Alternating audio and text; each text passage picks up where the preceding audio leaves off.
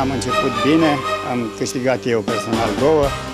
Zabi a fost pe locul 2 și 1 la grupă la Brașov, Mircea 2 locuri, 1 la clasă, echipa pe locul 1, un start foarte bun. Sperăm ca la Cupa Reșița, care va fi în weekendul ce urmează, să facem o figură frumoasă, să fim toți 3 pe locurile fruntașe, echipa și multă lume din Reșița, iubitori al sportului cu motor, să fie alături de noi. Am revenit din acest an în echipa ACM Sport, alături de colegul și bunul meu prieten Luci Hora și Ovidiu Zaberca.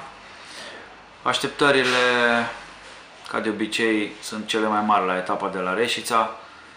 Pentru noi este cea mai dificilă etapă din an, întrucât aici toate privirile sunt ațintite către noi.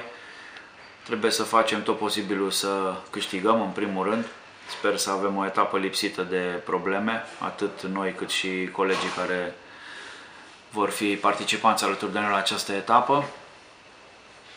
Materialul de concurs, mașina, este pusă la punct. N-am avut probleme de la ultima etapă de la Poiana Brașov.